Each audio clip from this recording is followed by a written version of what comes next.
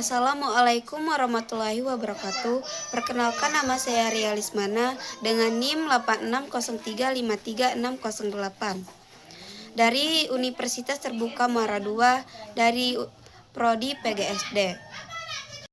Baiklah, di sini saya akan mempresentasikan tugas 2 saya, filsafat ilmu.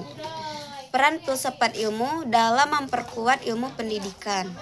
Yang pertama, bagaimana filsafat ilmu mengawasi dan mempertanyakan eksistensi, keilmiahan, serta nilai-nilai dalam ilmu pendidikan. Filsafat ilmu berperan sebagai landasan kritis dalam ilmu pendidikan dengan cara mengkaji 3 aspek utama, yaitu ontologi. Ontologi mempertanyakan apa hakikat pendidikan itu, objek yang dipelajari, serta realitas dalam dunia pendidikan. Epistemologi. Epistemologi mengkaji bagaimana pengetahuan pendidikan diperoleh, metode yang digunakan, serta kebenaran ilmiahnya. Dan ketiga, aksiologi. Aksiologi menilai manfaat dan nilai-nilai yang terkandung dalam pendidikan, seperti etika, moral, dan tujuan pendidikan itu sendiri. Dengan demikian, filsafat ilmu memastikan bahwa ilmu pendidikan tidak hanya benar secara ilmiah, tetapi juga bermakna dan bernilai. Kedua, bagaimana pendidikan yang bermakna dan bernilai turut memperkuat perkembangan filsafat ilmu. Pendidikan yang bermakna dan bernilai akan menghasilkan praktik pendidikan yang tidak hanya fokus pada transfer ilmu, tetapi juga pembentukan karakter dan pemikiran kritis. Hal ini memperkuat filsafat ilmu karena mendorong refleksi terhadap tujuan pendidikan, mengembangkan pemikiran kritis terhadap dan praktik pendidikan, menjadikan pendidikan sebagai sarana pembentukan manusia yang utuh atau intelektual dan moral, sehingga pendidikan menjadi ruang aktualisasi dari konsep-konsep filsafat ilmu.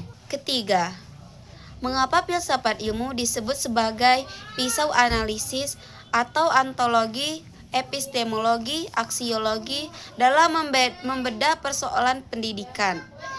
Filsafat ilmu disebut sebagai pisau analisis karena digunakan untuk mengkaji masalah pendidikan serta mendalam melalui 3 pendekatan.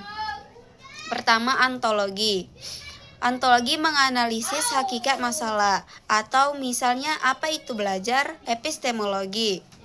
Epistemologi mengkaji cara memperoleh solusi atau metode pembelajaran yang tepat.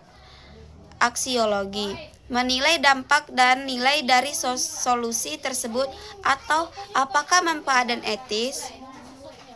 Dengan ketiga aspek ini, masalah pendidikan dapat dipahami secara menyeluruh dan tidak dangkal. Keempat, contoh konkret penerapan filsafat ilmu dalam praktek pendidikan. Contoh penerapannya dapat dilihat dalam 1. Kebijakan kurikulum. Penyusunan kurikulum mempertimbangkan nilai atau aksiologi, isi materi atau ontologi, dan cara penyampaian epistemologi. Proses pembelajaran. Guru memilih metode pembelajaran aktif karena diyakini lebih efektif secara epistemologi dan bernilai bagi perkembangan siswa. Dan terakhir, penilaian pendidikan.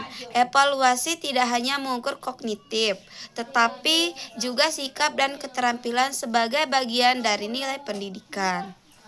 Kesimpulannya, filsafat ilmu memiliki peran penting dalam pendidikan sebagai dasar berpikir kritis, analisis, serta penentu arah dan nilai pendidikan agar lebih bermakna, ilmiah, dan bermanfaat bagi kehidupan. Sekian dari saya ucapkan terima kasih. Assalamualaikum warahmatullahi wabarakatuh.